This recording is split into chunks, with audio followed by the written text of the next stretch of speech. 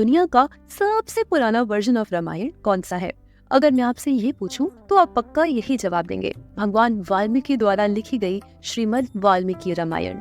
पर मेरी बात मानिए, वह पहली नहीं दूसरी रामायण थी। भगवान वाल्मीकि से पहले भी किसी ने रामायण लिखी थी, जो स्वयं उन्हें भी अपनी रामायण से बेहतर लगी थी, जिसे किसी किताब में नहीं अपितु शिलाओं और पत्थरों पर अपने नाखूनों से लिखा गया था।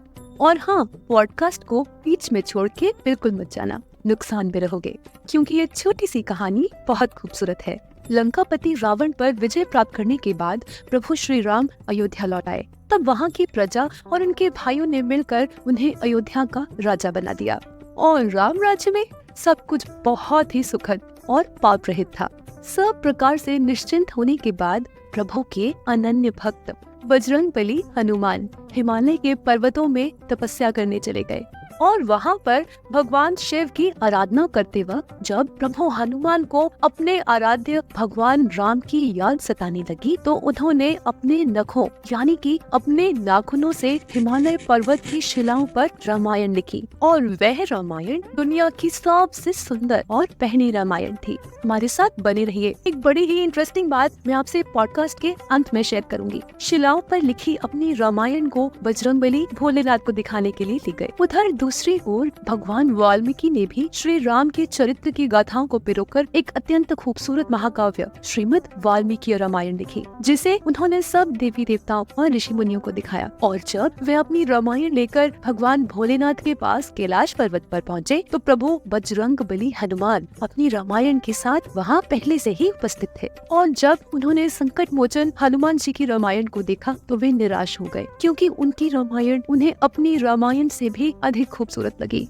हनुमान जी ने उनसे उनकी निराशा का कारण पूछा। इस पर वाल्मीकि जी बोले कि मैंने कई वर्षों की मेहनत के पश्चात ये ग्रंथ लिखा था, परंतु आपकी रामायण इतनी सुंदर है कि मुझे भय है कि मेरी रामायण उपेक्षित हो जाएगी। सब आपकी ही रामायण पढ़ना चाहेंगे। यह सुनकर हनुमान जी ने अपने एक कांधे पर वाल्मीकि जी को बैठाया और दूसरे कांधे पर अपनी रामायण शिला को रखा और दोनों को समुद्र के तट पर ले गए। और वहाँ जाकर उन्होंने अपनी रामायण को श्री राम को समर्पित करते हुए समुद्र में डाल दिया। तभी से हनुमान जी की लिखी हुई रामायण लब्ध नहीं है, वह समुद्र में कहीं पड़ी है। और यह देखकर वाल्मीकि जी आश्चर्यचकित रह गए। हनुमान जी से ऐसा करने का कारण पूछा। इस पर महाबली बोले कि मैंने तो केवल अपने प्रभु श्री राम को याद करने के लिए ही यह रामायण लिखी थी। इस शिला के नष्ट हो जाने के बाद भी मेरे प्रभु सदैव मेरे मन में बसेंगे। इस दुनिया में रामायण तो केवल आपके नाम से ही जानी जाएगी। यह सुनकर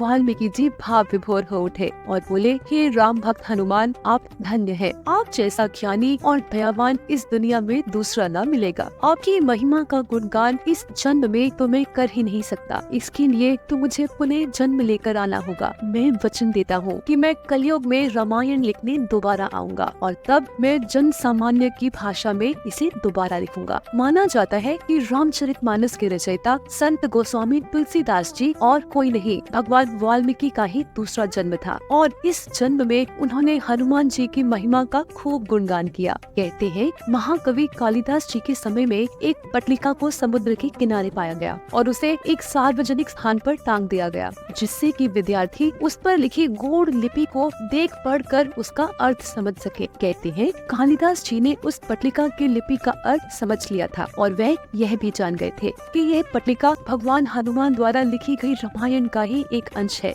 जो समुद्र के जल के साथ प्रवाहित होकर यहाँ तक आ गई है। वही पटलिका अंततः तुलसीदास जी के हाथ लगी, जिसे पाकर वे अपने आप को अत्यंत भाग्यशाली मानते थे। तो चलिए, आज का पॉडकास्ट तो यहाँ पर समाप्त हुआ, परंतु इस वादे के साथ कि अगले हफ्ते ऐसी ही एक खूबसूरत कहानी के साथ मैं आपसे मिलने फिर आऊंगी। तब तक के लिए जय सिया राम।